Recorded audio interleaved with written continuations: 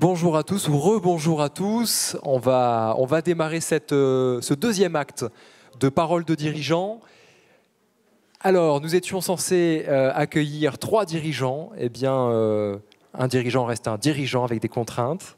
Et donc, nous n'en accueillerons que 2.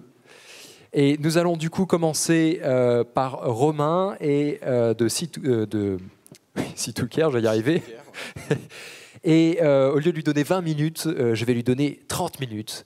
Et, et à lui de gérer son temps un peu comme il en a envie.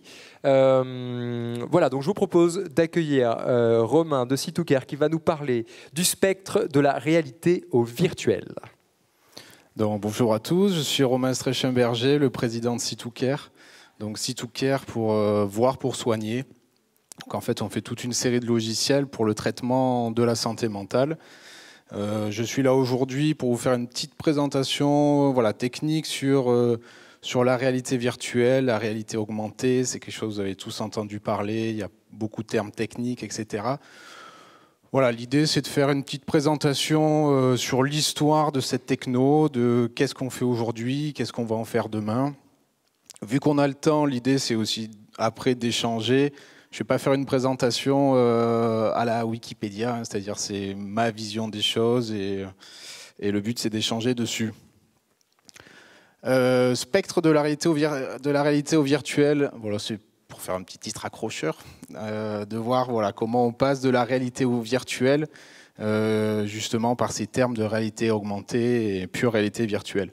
Donc, je vais commencer par faire un petit historique du virtuel pour arriver doucement à ce qui se fait aujourd'hui et pour finir sur Situcare, comment on se sert de cette nouvelle technologie. Alors, on peut dire que le vrai virtuel, il est apparu en 1958. Ce qui est rigolo, c'est qu'à l'époque, on appelait ça un simulateur de tennis. Donc, c'était sur un oscilloscope. 1958, on est encore à une époque presque à la sortie de la guerre et tout ce qui est R&D dans les centres de recherche était très orienté armement. C'était un peu le début du divertissement, on va dire, dans la techno. Donc c'est marrant aussi de se dire que 1958, c'est quand même pas si éloigné de ça, de 2017. C'est pour montrer, je vais montrer un petit peu l'évolution du passé pour peut-être un petit peu se projeter, se dire tiens, comment ça peut encore évoluer dans 40 ans. Donc passé 1958, on passe à 1972 où c'est le premier vrai usage du divertissement et du virtuel pour le grand public. Donc c'est la commercialisation de Pong en 1972. C'est un raz-de-marée pour le grand public où le nombre de bornes vendues dépasse celle des flippers. Où à l'époque, les flippers, c'est le divertissement à l'époque. Ce qui est rigolo, la petite anecdote, c'est que donc aux États-Unis, ils commencent à mettre en place ces bornes d'arcade et une semaine après, il y a des appels que toutes les machines tombent en panne parce qu'en fait, le monnayeur gérait tellement de pièces que les machines tombaient en panne. Je fais un saut de 10 ans. Pendant 10 ans, ça a été aussi En fait, il y a eu plein de versions de Pong, etc. Et il y a eu la première... Du côté du divertissement virtuel, ça a été le premier éclatement de bulles où il y a eu une grosse crise, on va dire, fin des années 70. Et Nintendo arrive en 83 avec la NES. Donc pareil, c'est rigolo de se dire 83. Ça fait 30 ans, ça fait entre guillemets que 30 ans. Donc on avait à l'époque des CPU à 1,8 MHz. 52 couleurs affichables à l'écran. Pareil, 40 millions d'unités vendues, ça reste encore le record de vente.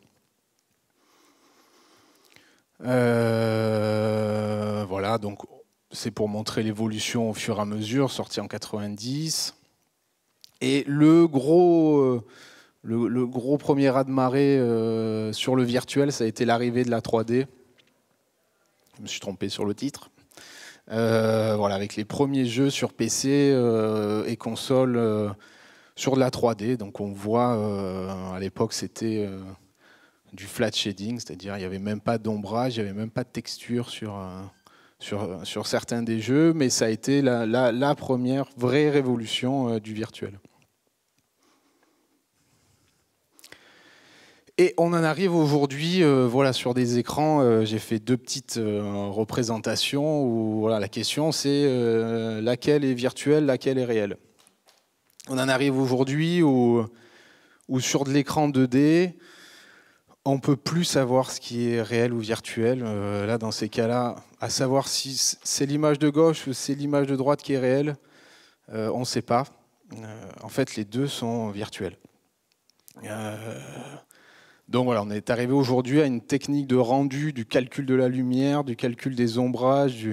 On voit les petits poils sur les fruits. Voilà, on n'arrive plus aujourd'hui à discerner qu'est-ce qui est réel, qu'est-ce qui ne l'est pas. Donc j'en viens maintenant à la réalité virtuelle. Donc la réalité virtuelle, c'est quelque chose qui existe en fait depuis... le concept même de la réalité virtuelle existe depuis 50 ans. Le gros problème, ça a été la maturité technologique pour pouvoir gérer en fait l'affichage pour la personne, parce que l'affichage doit être... il doit y avoir un rafraîchissement de l'image qui est très important pour éviter le phénomène de latence. Des écrans avec une haute résolution, donc ce qui fait qu'il y avait eu un petit essai en fait. Je parle d'un côté grand public, hein, parce que dans les labos, on va dire qu'à partir des années 60-70, il y avait des premiers essais. Mais côté grand public, voilà, il y a eu un premier essai par Nintendo en 95 qui a été un véritable four en fait. Ils ont vendu très peu d'unités parce que la techno n'était pas mature. C'était un écran rouge et noir et qui intégrait même pas de gyroscope.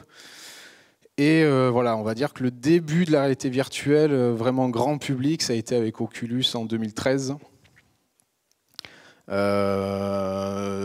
C'est quelqu'un qui a été très malin en fait d'arriver à un moment donné où on avait un petit peu oublié la réalité virtuelle. On avait fait des essais dans les années 90. Le hardware ne suivait pas et voilà, cette société en plus est passée par un financement participatif.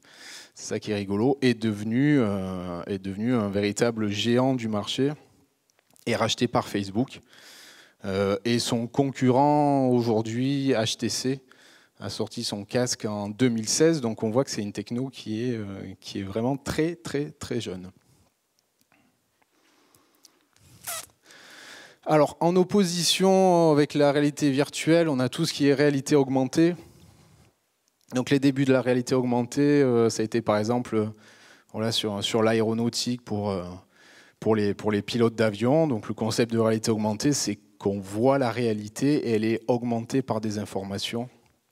Donc dans le cas par exemple voilà, d'avion, c'est pour voir la ligne d'horizon, la vitesse, etc. Donc de différentes informations qui sont surimprimées sur la réalité. Ça on va dire que voilà, c'est tous les côtés... pro. Ensuite, je pense que vous avez tous vu ce jeu sur iPhone ou sur Android qui est Pokémon Go, qui a un petit peu démocratisé la réalité augmentée. Donc c'est une réalité augmentée, on va dire, de faible niveau, dans le sens où voilà, le téléphone en fait filme la réalité et reprojette dessus un modèle 3D. Donc je dis c'est de faible qualité parce qu'en fait, ça prend pas en compte ce qu'on est en train de filmer. Le petit Pokémon ou la petite créature qui s'affiche, en fait, elle s'affiche entre guillemets en plein milieu. Elle va pas prendre en compte est-ce qu'il y a une table, est-ce qu'il y a un sol, est-ce qu'il y a un trou. Donc c'est vraiment les prémices de la réalité augmentée. Alors ensuite, ce qui est en ce moment sur la réalité augmentée, je pense que vous en avez entendu parler peut-être, c'est Microsoft HoloLens. La grosse différence en fait avec ce qu'on a vu avant, le concept reste à peu près le même. La différence, c'est que le capteur au niveau des lunettes en fait perçoit la géométrie de ce qu'il est en train de regarder. Donc ça permet vraiment de positionner des éléments 3D, des éléments par rapport à la configuration de la pièce ou des éléments. Donc ça, c'est une techno qui est encore aussi à ses débuts. On a un problème il y a un problème de champ de vision où l'hologramme qui est affiché, le champ de vision est réduit. On peut pas afficher beaucoup d'éléments, on ne peut pas afficher beaucoup de 3D. C'est aujourd'hui un matériel qui est, je crois, dans les 6 000 €. Donc pour l'instant, c'est encore dirigé pour les pros. Les réalités virtuelles, pareil, on va en discuter après. L'idée, c'est qu'on échange aussi. Moi, ma position sur la réalité virtuelle, quand c'est sorti il y a maintenant 1 an, on pensait que ça allait révolutionner le divertissement, que tout le monde allait jouer aux consoles avec le casque, ou tout le monde allait aller au cinéma avec le casque. Moi, je pense que ça ne va pas être le cas. Au cinéma, il va y avoir des choses en réalité virtuelle, mais ça ne remplacera pas le cinéma. En jeu vidéo, c'est la même chose. La réalité virtuelle propose des expériences, des jeux qui sont fascinants, mais pareil, qui créent une voie parallèle. Je ne pense pas que ça remplace le jeu vidéo. Par contre, dans l'industrie, c'est vraiment quelque chose qui apporte une plus-value qui est immense.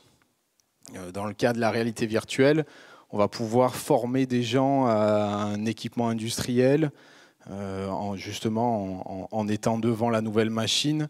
Voilà, il y a tout ce qui est formation. Réalité augmentée, pareil, on va pouvoir dans une usine visualiser en temps réel comment on pourrait reconfigurer la chaîne de montage, etc. Donc ce qui fait que c'est des technos qui à la base ont été et sont encore poussés par le divertissement, mais on se rend compte aujourd'hui que l'application en fait elle est plus professionnelle que grand public. Bien sûr, ça va marcher sur le grand public. Le HoloLens, pareil, c'est quelque chose qui aujourd'hui coûte 6 000 €, mais c'est une techno qui dans 3 ans peut-être sera sur un téléphone portable à 4 ans.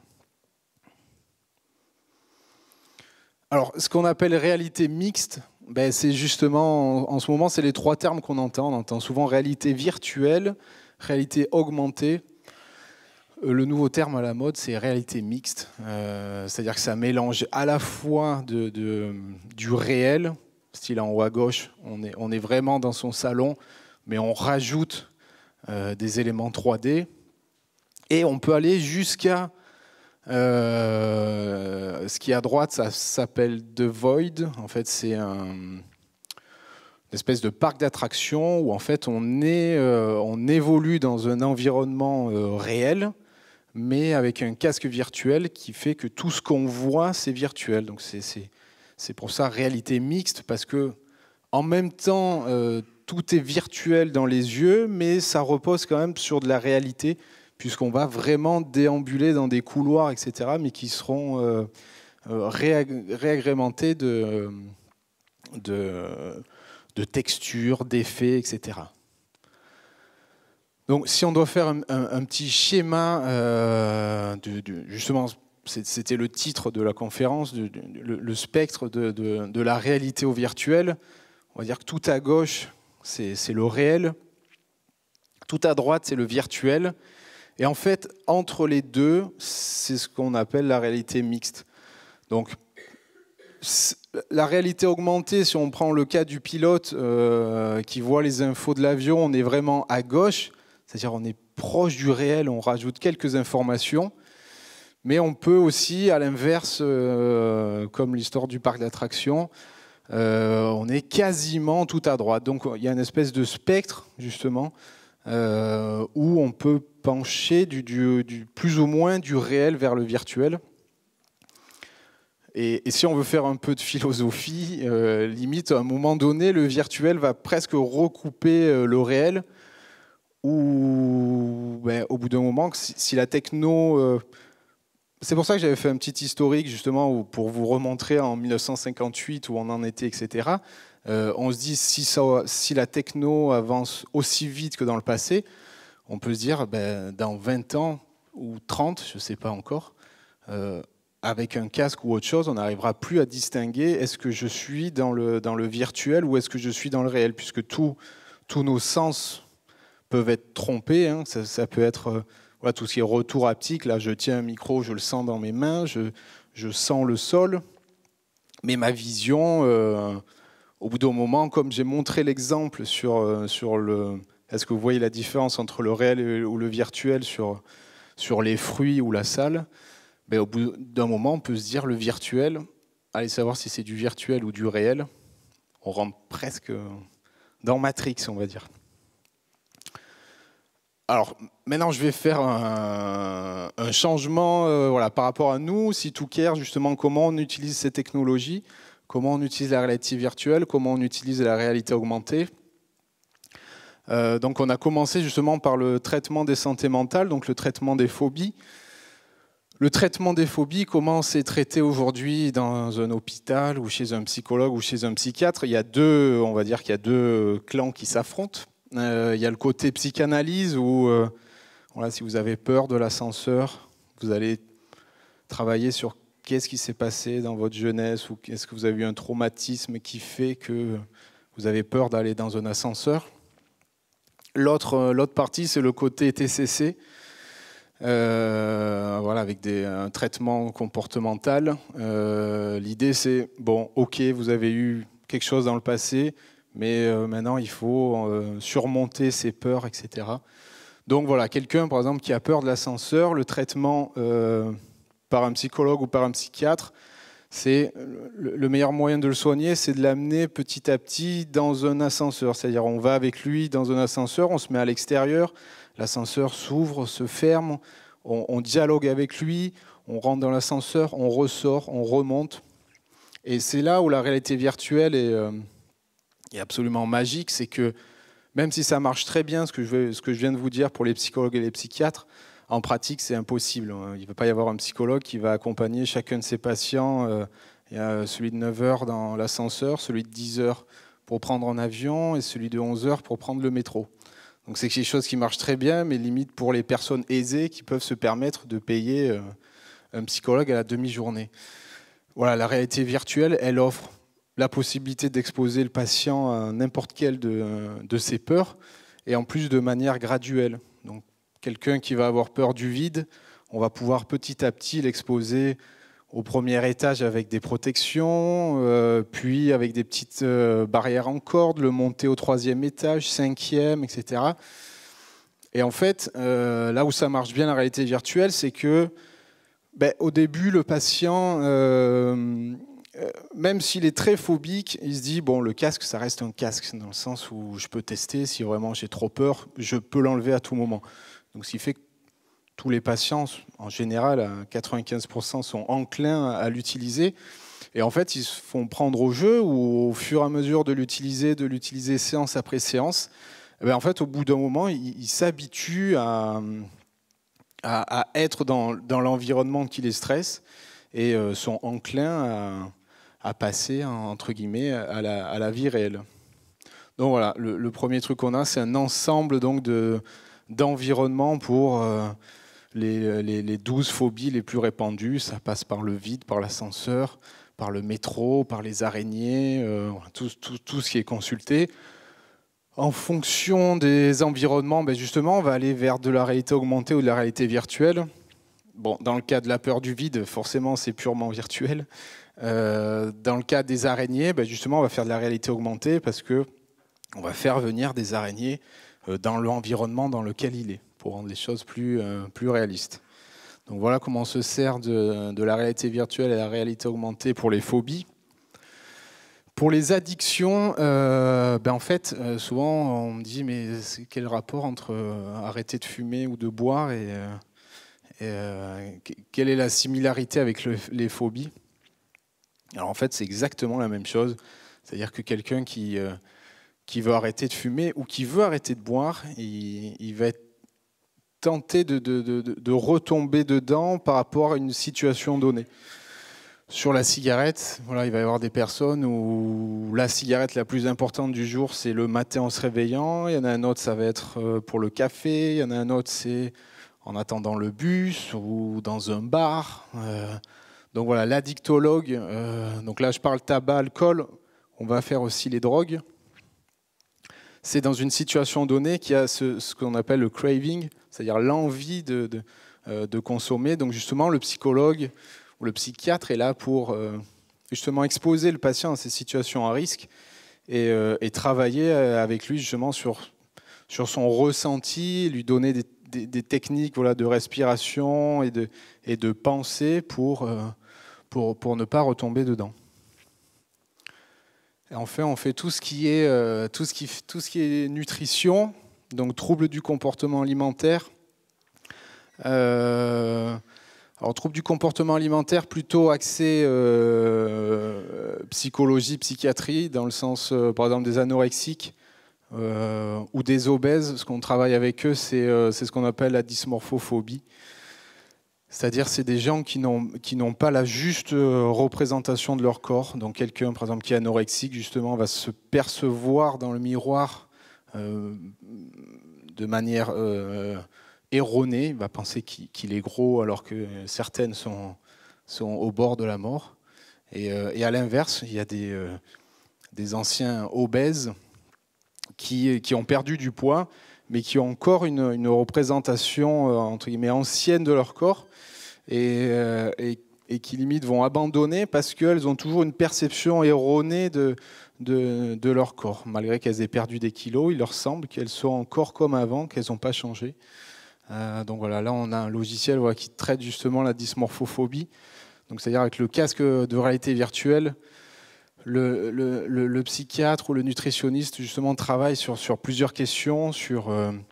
La première, c'est dans le casque, elle se définit comment elle se perçoit.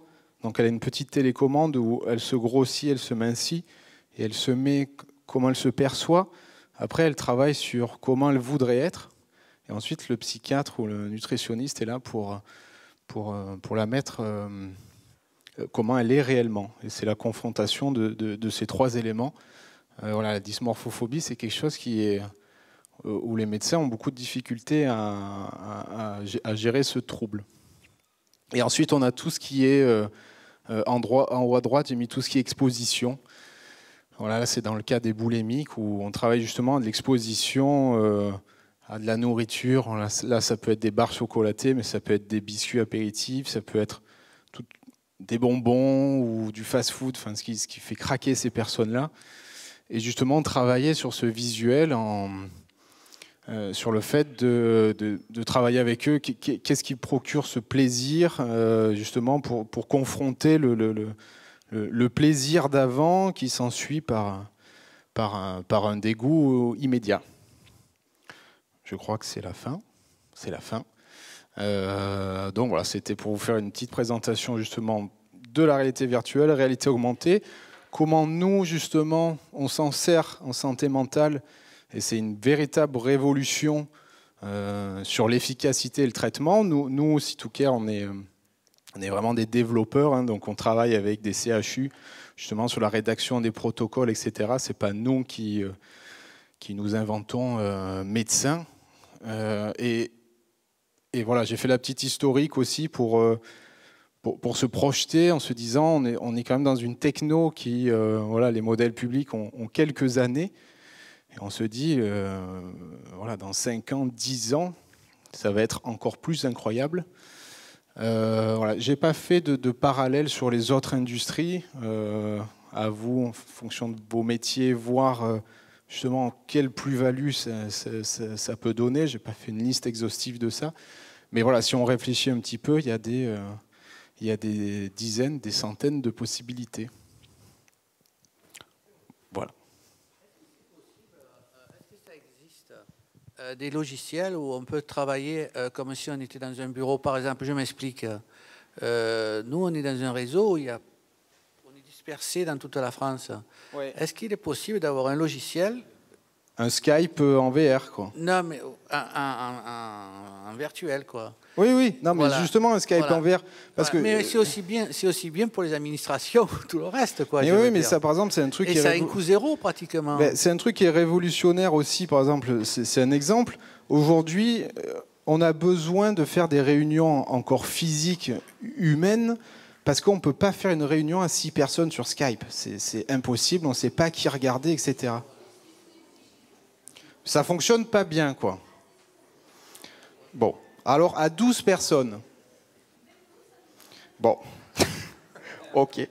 Voilà. Là, la plus-value de la VR, c'est que justement, ce qui est bien dans une réunion humaine, c'est que quand quelqu'un parle, on le regarde, on entend les sons à droite et à gauche, et on pourrait, avec la VR, justement, quasiment atteindre la même praticité qu'en réel, quoi. Ou pour faire ses courses, ouais. Parce que c'est vrai que c'est... je suis pas... il me semble pas. Enfin, en tout cas, il y a certainement des startups qui doivent être sur ce créneau-là, mais en tout cas, pour l'instant, il n'y a pas un leader sur ce marché, quoi. Alors, si d'autres personnes ont des questions, on vous fait passer le micro bien volontiers maintenant. Y a-t-il des questions dans la salle? Oui. Bonjour, Marion Janico, j'ai créé une agence de tourisme culturel et je m'interrogeais en fait sur les possibilités en matière de réalité virtuelle pour pouvoir justement bien découvrir notre histoire ou notre patrimoine. Ah bah ça, c'est pour moi, ça fait partie justement. Tout à l'heure, je parlais du cinéma où je disais qu'il pouvait y avoir de la réalité virtuelle. Moi, je trouve que justement dans les documentaires et dans le tourisme, c'est absolument fascinant parce que je trouve que justement sur les écrans 2D, on n'a pas la perception des paysages, de la grandeur, etc. Donc je pense que dans le tourisme, c'est quelque chose qui va être énorme. Voilà. Et si vous allez aujourd'hui sur le site du Club Med, vous avez des vidéos en VR à mettre sur votre casque. Donc ça a déjà commencé. Il me semble que sur Toulon, d'ailleurs, lors des Journées du patrimoine, a été lancée une nouvelle application pour découvrir effectivement ce Toulon haussmannien. Et c'est vraiment saisissant. Enfin, la différence est vraiment importante. Eh bien, peut-être à une collaboration. Au plaisir.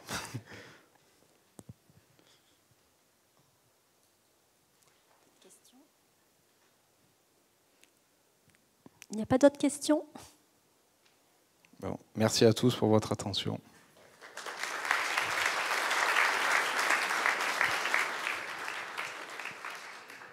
Merci Romain. Nous allons à présent accueillir Hakim de Tissu Price, voilà, qui est bien là. Juste le temps de changer de présentation. Mettez bien le micro. Merci. Je vais essayer.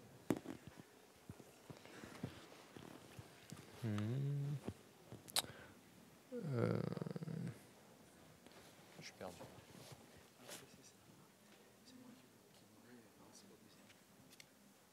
Alors en fait, il y a la télécommande pour ça. Je vais passer les slides. Est-ce qu'on lance ici là?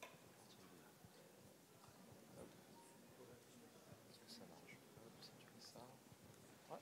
Alors. Il est où? Sur la flèche de droite. Voilà. Et je peux te poser mon carnet, quelques notes, on ne sait jamais.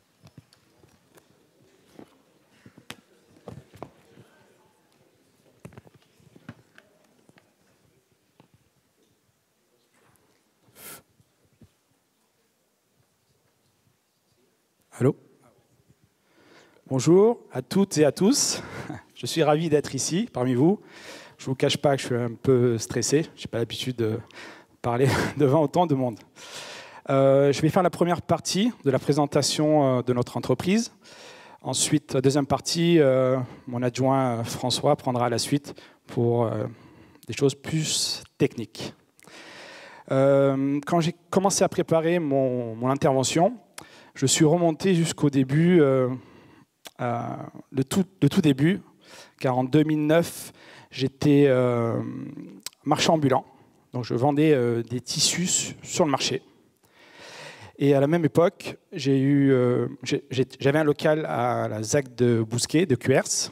Et en même temps, je fais la connaissance d'un nouveau voisin. Ce voisin s'appelle Michel. Et Michel, je fais la connaissance. Et ce Michel vendait des piscines en kit sur Internet. Donc, il me parle de son métier, de la vente en ligne de piscines en kit, un métier nouveau que je ne connaissais pas. Et il me dit, Hakim, pourquoi tu ne vends pas tes tissus sur Internet? Je dis, Michel, ça ne marchera pas. Ça ne peut pas marcher. Les gens ont besoin de toucher. Moi, sur le marché, j'ai mes clients. À l'époque, voilà, ils avaient besoin de toucher la matière. Donc, je lui dis, ça ne marchera pas. Et puis, un jour, je vais le voir, parce que mon voisin, Michel, et il avait plein d'outils. Donc, j'avais besoin d'un outil pour travailler chez moi. Je rentre dans son bureau, et je rentre. Michel me dit qu'il croule sous les commandes de ses piscines sur Internet. Et d'un ton que j'oublierai d'ailleurs jamais de ma vie, un peu sec, Hakim, mais qu'est-ce que tu attends pour vendre tes tissus sur Internet? Et je lui dis, Michel, je sais à peine envoyer un email et tu veux que je vende sur Internet. Et là il me dit, ma webmaster, donc il avait une femme informaticienne, je savais pas, je pensais que c'était que des hommes qui étaient informaticiens. Désolé, hein, mais moi je vous raconte ma vérité. Et du coup, je me fais perdre le fil. Donc du coup, il me dit, ma webmaster, voilà, ça me revient, ma webmaster va te le faire pour 200 €. C'est un montant que j'oublierai jamais de ma vie. Donc il me dit 200 €, ben, je ne réfléchis pas. Je dis, ok, je suis d'accord. Donc je saisis l'opportunité. Cette dame-là qui était webmaster me fait le site internet. Ensuite, elle me demande des photos, donc je fournis tout ce qu'elle avait besoin. Ça commençait à m'intéresser. Donc les premiers mois, c'était un peu galère. Je ne vous cache pas, je n'y connaissais pas grand-chose. Je faisais un chiffre d'affaires de 1 500 € par mois. C'était par mois, donc c'était rien du tout. Donc quand je rentrais du marché, je préparais 3, 4 commandes, 5, 10. Donc voilà, ça se passe comme ça. Et puis d'un coup, j'ai l'opportunité de trouver, je me dis, je ne peux pas avoir 1 500 €, ce n'est pas terrible. Donc je rencontre un informaticien. Et cet informaticien, je lui propose de travailler pour moi à mi-temps. Et donc, ça me coûtait à mi-temps 1 500 €. Donc, j'ai investi tout mon chiffre d'affaires sur cet informaticien. Et je vous le garantis, dès le premier mois, je passe de 1 500 à 7 000 € de chiffre d'affaires. Ça, j'oublierai, c'est des chiffres que moi, je ne peux pas oublier. Donc, 7 000, le deuxième mois, 9, 12, et ainsi de suite. Donc, qu'est-ce que je fais? Janvier, je crée une société parce que j'étais auto-entrepreneur. En 2009, du coup, je monte une société, Tissu Price, en janvier 2010. Voilà, janvier 2010. Ensuite, voilà.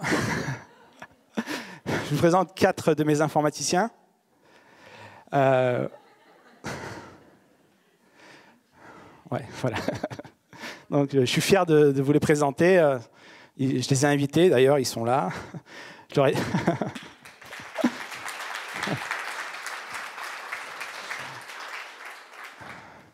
Je suis très fier de vous les présenter. L'informatique, c'est devenu pour moi, pourtant je ne suis pas du tout informaticien, j'y connais pas grand-chose, je ne comprends pas leur langage. Donc, voilà. Donc, 4 informaticiens y sont maintenant. Comme vous avez compris, j'ai tout investi dans l'informatique pour digitaliser au maximum l'entreprise.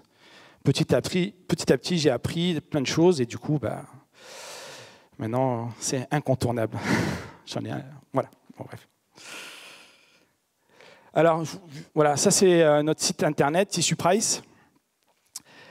Voilà, on fait de la vente en ligne sur Internet. C'est la toute nouvelle version qui est responsive.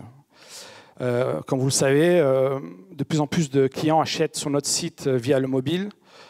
Du coup, on s'est doté de la dernière technologie, ultra responsive, téléphone mobile et tablette. Et voilà. Voilà. Service marketing, que je suis fier de vous présenter aussi. Alors, marketing, c'est en 2015 que je décide de créer un service marketing. De 2010 à 2014, tout se passait super bien. On doublait le chiffre d'affaires, ça n'arrêtait pas. Mais jusqu'en 2013. Et en 2014, une chute du chiffre d'affaires, beaucoup plus de concurrents. Parce qu'au début, on était 5 à vendre sur Internet du tissu. Mais maintenant, on est une centaine.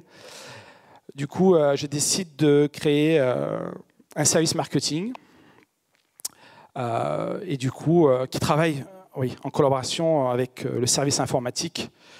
Donc, c'est très important la collaboration avec l'informatique parce que justement pour tout ce qui est outils, newsletter, le design du site, donc ils font appel aux informaticiens, toutes sortes de logiciels pour améliorer le service marketing.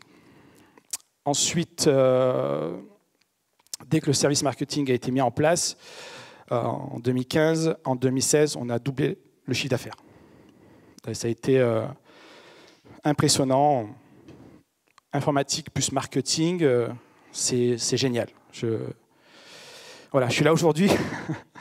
Je suis venu là aujourd'hui parce que c'est le message que j'ai en priorité, de dire l'informatique, c'est incontournable. On ne peut pas avancer.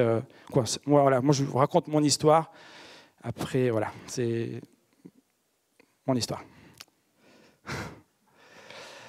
Alors, ça, c'est une partie de notre équipe de préparateurs vendeurs, donc au magasin. Ils ont la double casquette, en fait. Nous, on est un entrepôt. À la base, on vend sur Internet. Du coup, ils ont la tâche de préparer des commandes Internet. Et en plus, dès qu'un client arrive au magasin, d'arrêter les commandes Internet et de servir le client sur place.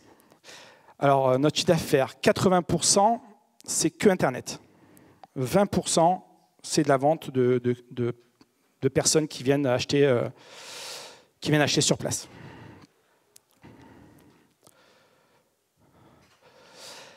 Voilà, alors ça, c'est un poste de travail.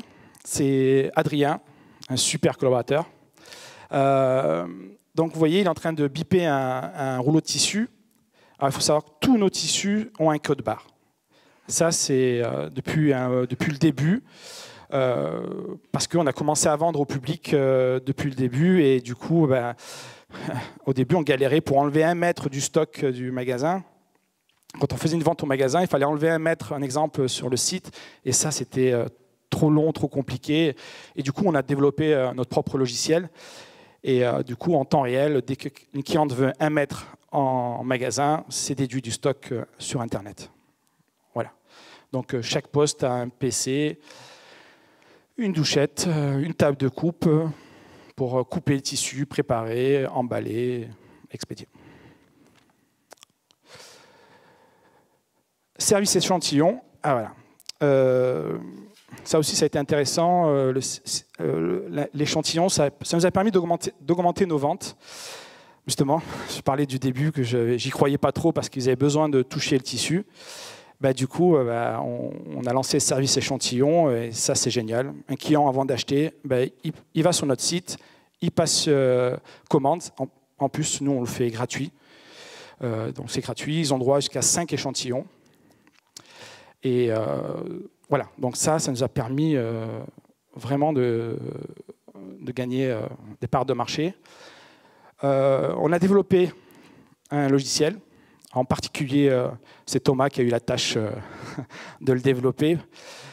On perdait trop de temps pour préparer une commande d'échantillons. On a, je crois, plus de 7000 références. Donc au début, on les rangeait par ordre alphabétique. Bon, du coup, il fallait chercher. Moi, je m'en rappelle, c'était une catastrophe. Et du coup, on a développé un logiciel. Quand on reçoit un tissu, on l'enregistre. Le logiciel nous dit, voilà, rangez-le dans telle boîte. Donc, voilà, c'est ce qu'on fait. On le range, on coupe un échantillon, on le range dans la boîte que le logiciel préconise. Et quand on a besoin d'un échantillon, ben, c'est ultra rapide, quelques secondes. Et depuis qu'on a ce logiciel, on a gagné un temps fou. C'est incroyable. Donc voilà, c'est un exemple de digitalisation. On a fait appel à l'informatique et franchement, fallait voir avant comment c'était. Voilà. Alors ça, c'est l'interface. C'est la chose je pense que c'est la chose que c'est la meilleure idée qu'on ait eue. C'est de développer un intranet pour notre sur-mesure. C'est nos développeurs qui l'ont créé sur mesure. Voilà. À la base, c'était pour un manque de communication en entreprise. Voilà. Moi, je ne vous cache pas, je n'ai pas fait d'école de commerce. Voilà. J'ai un CAP de magasinier. Et du coup, la communication, voilà, je me suis rendu compte que c'était important. Surtout, un jour, je n'oublierai jamais une de mes collaboratrices très déçue. Par contre, je ne me rappelle plus exactement qu'est-ce que c'était, mais elle était très déçue qu'on ne l'ait pas mise au courant. Bon, c'était rien de grave, mais... Donc, du coup, j'ai l'idée, j'ai vu que les grosses boîtes ont un intranet. Du coup, je me dis, pourquoi pas nous avoir un intranet sur mesure pour une petite PME. Voilà, donc il y a un système de chat intégré, donc tout le monde peut chatter avec qui il veut dans l'entreprise. Il y a des partages de documents, ça détecte des anniversaires. Le moindre détail est important. Souhaiter un joyeux anniversaire à son collègue de bureau, j'ai vu le résultat, c'est magnifique. Du coup, je prépare un cadeau, venez à 16h, donc c'est posté dans le fil d'actualité. Donc tout le monde est convié à 16h à manger le goûter. Voilà, une photo à droite, c'est une personne qu'on vient de recruter. Donc tout le monde est au courant qu'avant, la moitié du personnel ne savait pas que... Ils me demandaient, mais qui c'est cette personne? Ah oui, j'ai oublié de te dire, elle est en stage, on vient de l'embaucher. Donc voilà, moi je trouve que c'est quelque chose de très important que le personnel sache le maximum de choses. Voilà. Moi, mon objectif, c'est d'être le plus transparent possible avec mon équipe. Et du coup, voilà, il y a tous ces outils. On organise même des jeux concours en interne. Des dossiers, ils peuvent accéder à des dossiers, un exemple, harcèlement au travail, tout ça, ils peuvent y accéder. Il faut un deuxième mot de passe pour accéder à un espace perso. Cet espace, c'est que pour eux.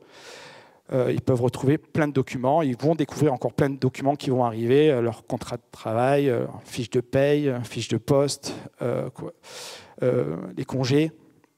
D'ailleurs, on a un système pour demander ces congés. Donc, ils peuvent tranquillement chez eux faire une demande de congé. Nous, à la direction, on reçoit la demande, on valide, et de suite, c'est sur le planning. Voilà, il y a un planning, tout le monde peut savoir qui est là. Parce qu'au début, mais qui c'est qui est là, qui n'est pas là, on peut le savoir. On se connecte. Et en plus, tous nos postes dans l'entreprise est muni d'un PC. On ne peut pas travailler sans un PC. Donc, on se connecte, on est au courant de tout. Donc, dès qu'il y a une nouvelle news, c'est comme sur Facebook, on s'est inspiré de Facebook, un petit onglet avec 1, 2, 3 notifications, et voilà. Quoi d'autre? Bon, il y a plein de choses, des documents, partage de documents, gestion de tâches qui arrivent, quoi d'autre? Voilà, depuis qu'on a cet outil, ça a vraiment... Il y a eu du changement, ça a apporté quelque chose, ça a resserré les liens, Et ça a été volontaire qu'ils puissent se connecter de la maison pour avoir le maximum d'informations, voir leur planning, etc. Voilà, ensuite. Voilà, ça c'est. On parle beaucoup de digitalisation et j'ai fait faire un peu ce dessin pour un peu ma vision un peu de la digitalisation. Moi, je la vois comme là, un tsunami. L'informatique va arriver très vite et je me dis, ce serait dommage qu'on loupe, que nos entreprises françaises loupent un peu la digitalisation et au risque de disparaître, quoi.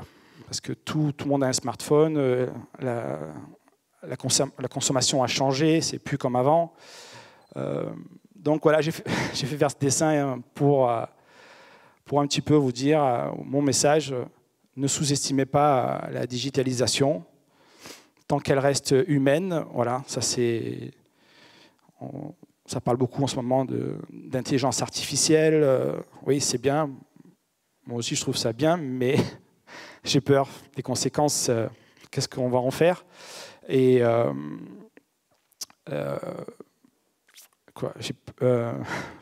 j'avais noté quelque chose. Excusez-moi. Oui, il faut que ça reste humain. Pour moi, l'informatique, c'est quelque chose qui est là pour nous soulager. La priorité, c'est soulager mon équipe, parce que travailler, c'est bien, mais c'est pas facile. Si on peut leur apporter un soutien, je trouve ça. Donc, j'ai investi énormément dans le bien-être en entreprise. Donc, il y a beaucoup de choses qui sont en train de mettre mises en place. Le bien-être en entreprise, le coaching. On fait appel à du coaching de plus en plus, justement parce qu'il y a du personnel qui a besoin d'être coaché. Et on a vu que quand ils sont coachés, ils prennent confiance en eux, ils s'améliorent, c'est que bénéfique. Oui, je vais conclure. J'ai pas vu le temps. Ah oui, ok.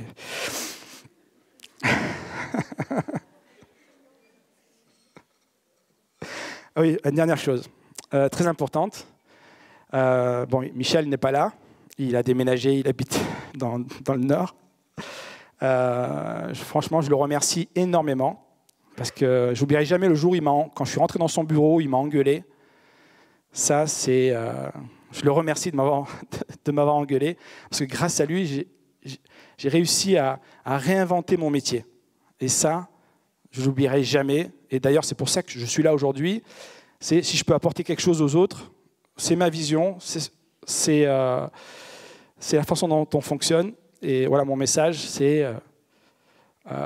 allez-y, n'ayez pas peur.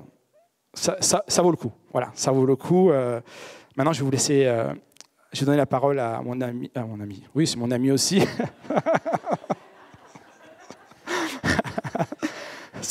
François, c'est mon adjoint.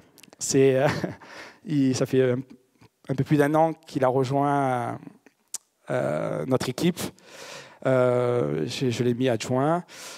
Sa mission, c'était justement qu'il continue dans ce sens-là de la digitalisation, mais à un cran au-dessus, à une vitesse supérieure. Il va beaucoup plus vite que moi. Et d'ailleurs, c'est pour ça qu'il est là. Et je suis très fier de lui avoir fait confiance. Voilà, je vais lui laisser la parole. Merci beaucoup.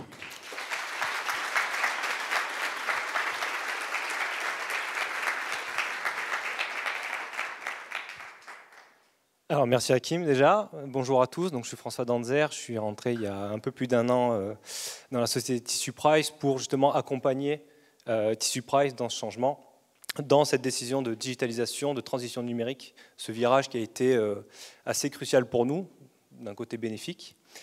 Et cette digitalisation, ce choix, il est clairement apparu début 2016, lorsque la société a subi un énième pic de croissance, mais cette fois-ci encore plus brutal. On terminait 2015 déjà avec des résultats plus que positifs. L'équipe était déjà, on va dire, saturée de travail. Et la patatras, début 2016, 1er janvier, des chiffres qui décollent comme on ne les a jamais vus décoller. Et ce pic, il a été d'autant plus brutal qu'il a été durable.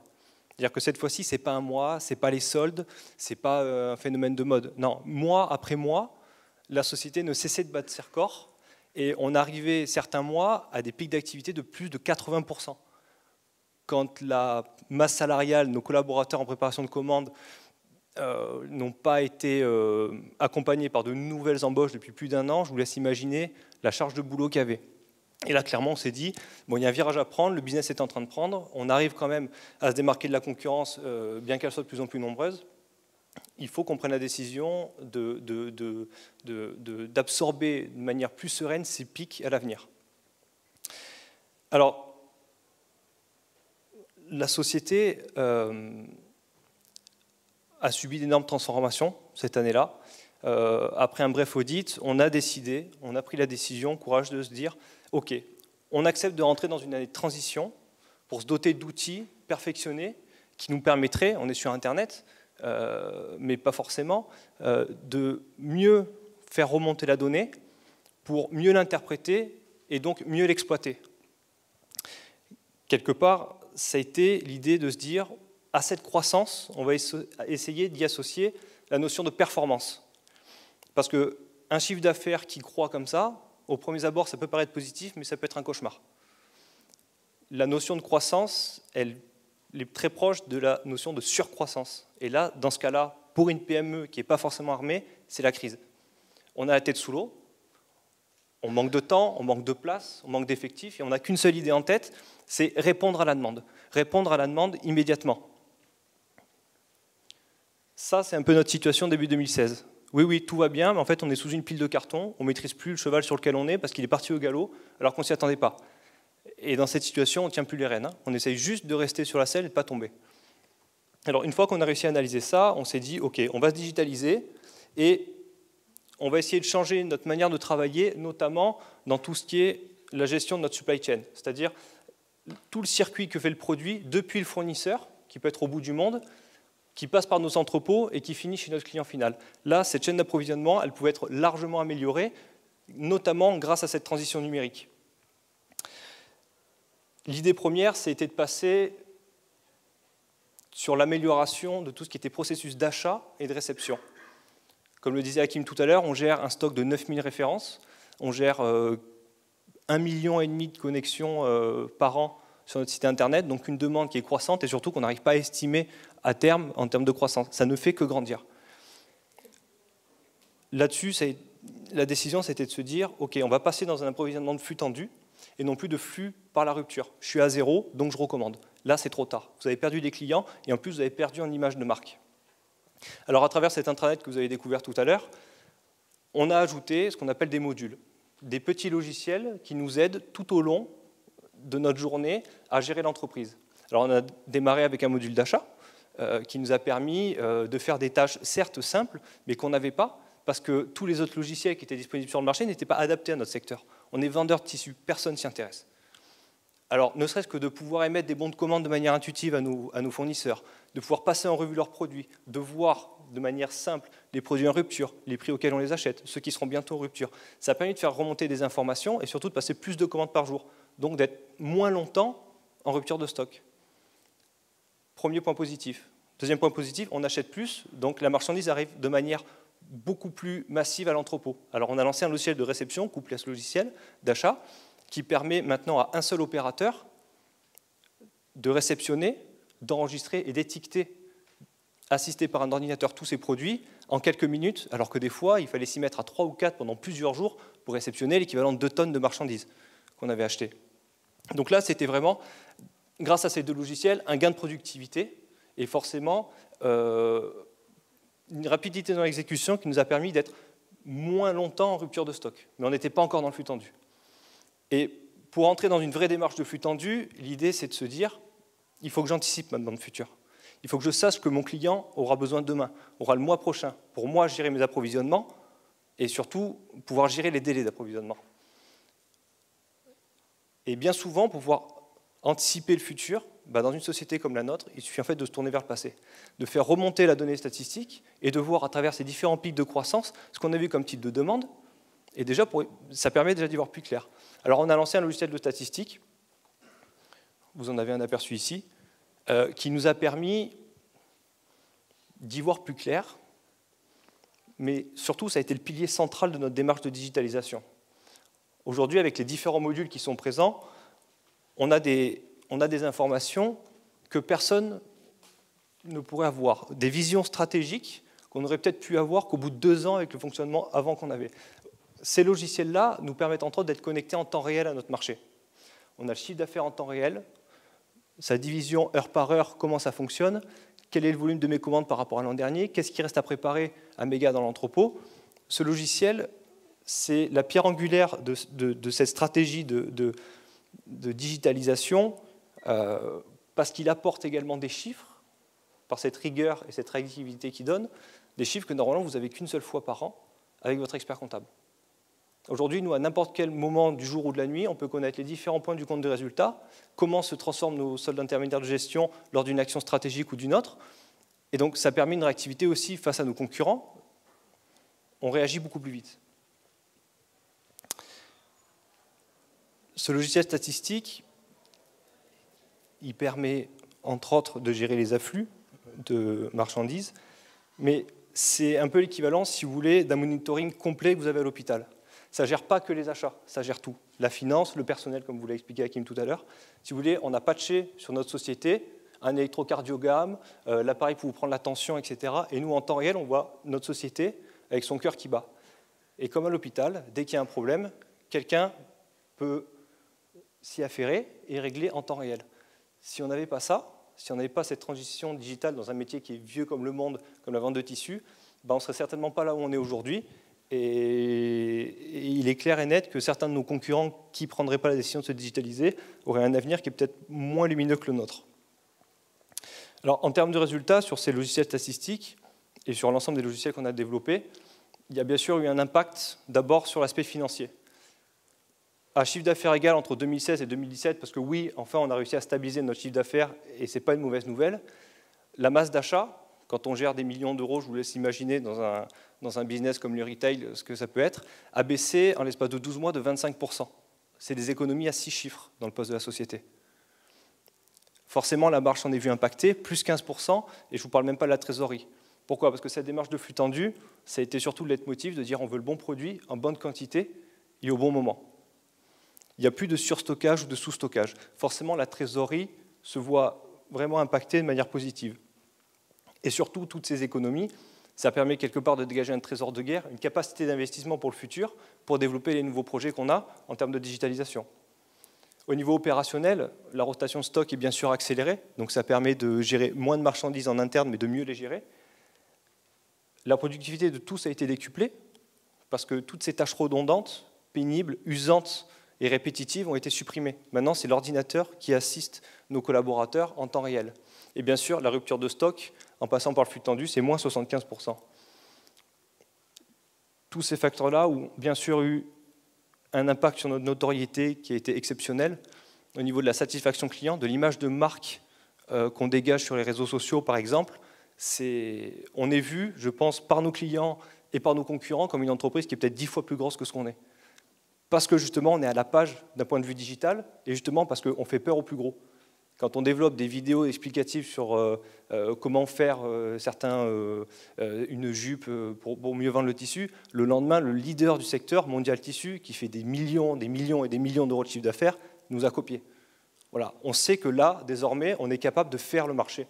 On n'est plus uniquement un acteur du marché, on n'est pas forcément suiveur sur le marché, mais justement par cette capacité d'innovation, on fait le marché. En janvier 2016, au tout début de cette démarche de digitalisation, 7500 personnes nous suivent sur Facebook.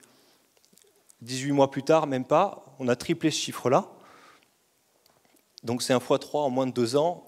Aujourd'hui, sur le secteur, personne n'a fait ça. Mais je ne veux pas non plus vous vendre du rêve. La digitalisation, c'est aussi des difficultés. D'abord pour le dirigeant. Il faut accepter de se remettre en question, accepter de modifier en profondeur la manière de fonctionner dans son entreprise, de recruter des gens, donc de savoir leur déléguer une part de décision stratégique, ce qu'Hakim a très bien fait. Mais c'est aussi une décision d'investir et non pas de dépenser. Tout l'investissement qui a été fait a été, vous l'avez vu, rentabilisé en quelques mois à peine. Et pour les personnes qui gèrent le projet, c'est surtout de ne pas oublier que quand on conduit le changement pour les personnes qui sont établies depuis des années dans la société, c'est une douleur. On nous demande d'oublier tout à coup tout ce qu'on a fait pendant des années et on se dit mais pourquoi est-ce qu'il veut qu'on change? On fait ça depuis 30 ans. Le jour où vous n'entendez plus cette phrase, c'est que vous avez réussi votre transition digitale. Et les personnes qui sont les plus récalcitrantes au changement viendront vous voir et vous diront « j'ai une nouvelle idée pour l'informatique, il faut qu'on développe un nouveau logiciel ». Et là, vous aurez fait le boulot. Une dernière chose, pour les personnes, en voyant toutes ces statistiques qui seraient découragées, c'est de dire que toutes les données qu'on a fait remonter dans cette société, elles ont toujours été là. Depuis le premier jour de la création de la société, les données étaient générées par TissuePrice. Il a juste fallu l'outil pour déterrer le trésor qui était enfoui chez nous. C'est vraiment un message d'espoir pour les entrepreneurs parce qu'il n'y a pas tant que ça, il faut juste l'outil qui vous permettra de bâtir par la suite. C'est quelques mois de travail pour sortir un trésor qui est, aujourd'hui, on appelle ça le pétrole de demain, en fait, c'est la big data. Voilà, donc j'espère que j'ai largement dépassé le temps, je suis désolé, j'espère qu'on pourra échanger à ce sujet-là, peut-être en plus petit comité. Merci de votre attention.